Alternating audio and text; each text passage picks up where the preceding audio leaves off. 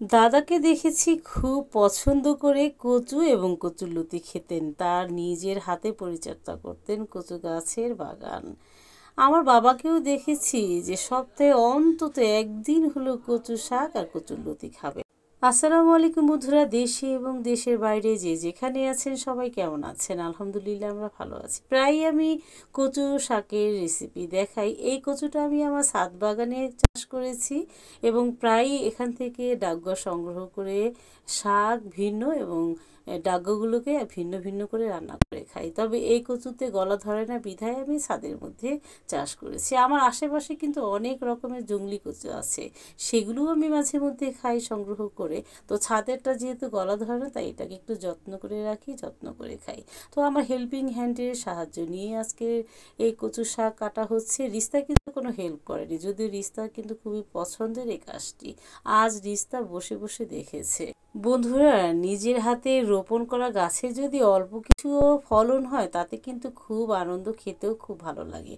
তো বিভিন্ন গাছের টবের মধ্যে মধ্যে কিন্তু অন্যান্য অনেক শাক হয়েছে, সেগুলো সংগ্রহ করলাম, কচু শাকে দিয়ে দিব। আর মরিচ সংগ্রহ করেছি 5 রকমের। একটা গাছে 2 রকম করে মরিচ হয়েছে, সবুজ আর এই লেমন চিকন মরিচ।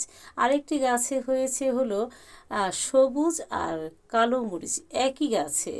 আর হচ্ছে গিয়ে আমার যে বোম্বাই মরিচ আছে না, সেখানেও সবুজ আর লেমন 2 কালারের মরিচ হয়। এটাই হতে পারে যে একটা কাকতালীয় বিষয়। তো ওই যে দেখুন, রিস্তা কিন্তু খুব আনন্দ নিয়ে দেখছে আমাদের কাজগুলো। তো আমাদের ছাদের কাজ শেষ করা হয়ে গেলে সবাই মিলে নিচে নিয়ে যাব। তো বিড়াল কিন্তু দেখে নিচ্ছে এটা আসলে খাবারের উপযোগী কিনা, সে খেতে পারবে, তাই শুকে দেখছিল।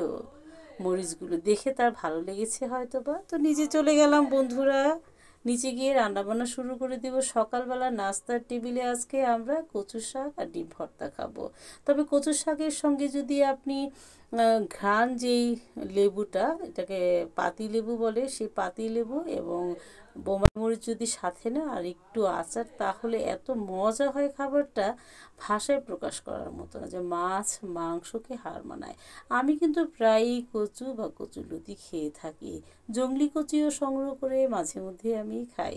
তবে জংলি কচুর মধ্যে অবশ্যই রসুনের পরিমাণ বেশি দিতে হয় আর একটু আচার দিতে হয়, কিন্তু এই কচুটাতে কিছুই দিতে হয় না। আমি ইলিশ মাছের মাথা কিংবা চিংড়ি মাছ দিয়ে জংলি কচুটাকে রান্না করি, আর এই কচুর জন্য কোনো কিছুরই প্রয়োজন হয় না। তো শাক সিদ্ধ হয়ে গেলে বাগারের জন্য সরিষার তেল, কালো জিরা, শুকনো মরিচ আর রসুন কুচি, পেঁয়াজ কুচি দিয়ে নেড়েচেড়ে নামিয়ে ফেলেছি। আজকে কিন্তু রিস্তা খাচ্ছে না, আমি খাচ্ছি।